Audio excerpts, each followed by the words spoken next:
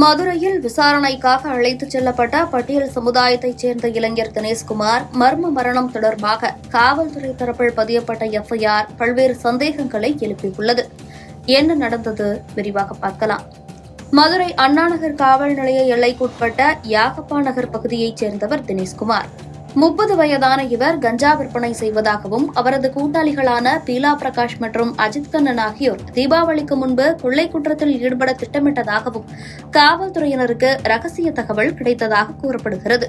இந்த ரகசிய தகவலின் பேரில் அக்டோபர் 9ஆம் தேதி அதிகாலை 4:45 மணியளவில் அண்ணாநகர் காவல் ஆய்வாளர் பிளவர் ஷீலா தலைமையிலான காவல்துறையினர் பீலா பிரகாஷ், அஜித் கண்ணன் மற்றும் தினேஷ்குமார் ஆகியோரை விசாரணைக்காக அழைத்துச் சென்றுள்ளனர். காலை 5:45 மணிக்கு வண்டியூர் சோதனைச் சாவடியில் விசாரணை நடத்தப்பட்டது என்றும் அதன் பின்னர் காலை 10:35 மணியளவில் தலைமை காவலர் ராமர் தொலைபேசி மூலமாக தினேஷ்குமார் சோதனைச் சாவடியிலிருந்து தப்பி ஓடிச் சென்றுவிட்டார் என்றும் அருகில் இருந்த கால்வாயில் குதித்து மூழ்கியுள்ளதாகவும் தகவல் தெரிவித்துள்ளார். பின்னர் நண்பகல் 12:15 மணியளவில் தீயணைப்புத் துறையினர் உடலை மீட்டனர் எனவும் இந்த சம்பவம் குறித்து அண்ணாநகர் காவல் நிலையத்தில் சந்தேக மரணம் என வழக்கு பதிவு செய்யப்பட்டுள்ளது. இந்த சூழலில்தான் இந்த சந்தேக மரண வழக்கின் எஃப்ஐஆர் வெளியாகி இச்சம்பவத்தில் பல்வேறு கேள்விகளை எழுப்பியுள்ளது. அதாவது பீலா பிரகாஷ், அஜித் கண்ணன், தினேஷ்குமார் ஆகியோர் மீது கொள்ளை மற்றும் கஞ்சா குற்றங்கள் இருந்தும் அவர்கள் கைது செய்யப்படாமல் விசாரணைக்காக அழைத்துச் செல்லப்பட்டது ஏன்? அதிகாலை 4:45 மணிக்கு அழைத்துச் செல்லப்பட்ட தினேஷ்குமார் காலை 10:30 மணிக்கு தப்பினார் என கூறப்படுவதால் அந்த இடைவெளியில் என்ன விசாரணை நடந்தது? அவர் எப்படி தப்பினார்? தப்பிச் செல்வதை பார்த்தவர்கள் யார் யார் என்பது குறித்தான எந்த தெளிவும் இல்லாதது ஏன்?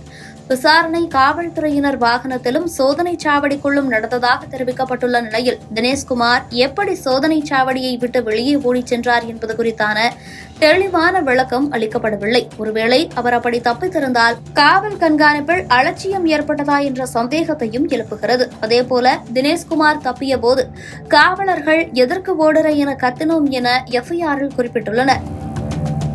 அவர் தப்பி ஓடுகிறார் என்றால் காவலர்கள் அவரை பிடிக்க முயற்சி செய்யாமல் இருந்தது ஏன்?